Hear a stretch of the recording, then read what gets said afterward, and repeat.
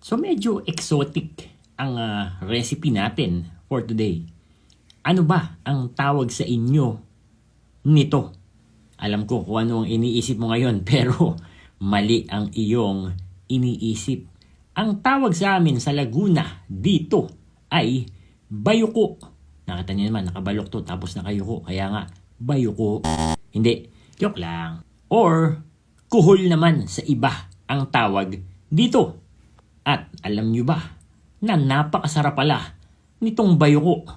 Lalo na kung ito ay maraming gata. Kaya, let's get it on. Meron tayo ditong kuhol nga or bayuko na atin munang huhugasan.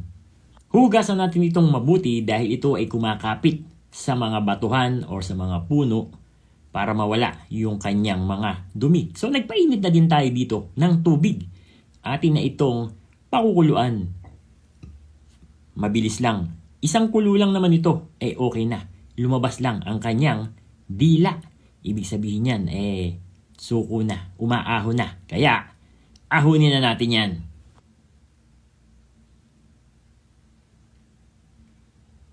So pagkatapos nga, dyan na nga natin siya susundutin or tatanggalin natin doon sa kanyang pinaka-shell. Sa pinakadulong bahagi, nandiyan yung kanyang mga kinain or yung pinakabitukan niya. Tatanggalin natin yan. Yan yung mga dahon na kanyang kinain. After that, huhugasan ulit natin para mawala yung iba pang mga naiwan dyan. And then, hihiwain nga natin ito ng maliliit dahil merong katigasan ang laman nito. So after natin mahiwa lahat, mag-ready tayo ng kawali at lagyan natin ito ng konting mantika. Pipirito muna natin itong ating mga bayuko. Pero saglit lang. At oo nga pala, sa inyo, ano ang tawag dito sa bayuko? Paki-comment mo naman dyan para malaman din ng iba mong mga kaeskwela. Sa isang palayok ay maglalagay tayo dito ng mantika. Maggisa na tayo ng ginger. Isunod na natin ang bawang. At syempre, ang pinakamamahal na sibuyas. Konti lang ginamit natin, mahal kasi. At pwede na nating ilagay yung mga bayuko. Kumuha din tayo dito ng talbos ng kamuting kahoy. Kung wala naman kayong talbos ng kamuting kahoy, pwede kayong gumamit dito ng pako or yung fern or malunggay syempre. Hihiwain natin ito ng pino dahil may katigasan din ang ulo nito. Yung pinakadahon nito.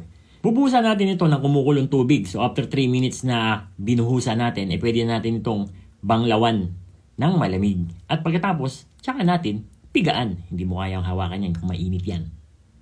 Timplahan natin ng patis. Onion powder. Damihan nyo kasi kukunti onion natin Garlic powder. At white pepper. Pwede kayong gumamit kahit black pepper. At syempre, hindi mawawala ang isang niyog na atin ang lalamasin. Pagkatapos ay diretsong pigana doon sa ating palayok kung saan nandoon yung ating bayuko. Isama na din natin yung ating binlanch na talbos ng kamoting kahoy. Pwede ba naman hindi natin lagyan yan ng siling labuyo? Kung ayaw nyo na maanghang, skip nyo na lang yung part nito. Mas masarap kasi dito kung ito ay spicy. Kung napapanood mo hanggang dito sa dulong ito ang video natin, i-comment mo naman kung anong luto ang ginagawa ninyo sa bayuko at kung saang lugar o probinsya nyo ginagawa ito. At this point, luto na yung ating bayuko. Alam ko marami pa sa inyo ang hindi nakakatikim nito or ayaw mag-try na kumain ito. Pwes, ito na ang pagkakataon ninyo dahil ito ay talagang napakasarap at napakalinamnam. Lalo-lalo na kung maraming gata. I-ready mo na ang kanin mo, bawalan diet dahil and there you have it, KND Nation, mga kadadilicious.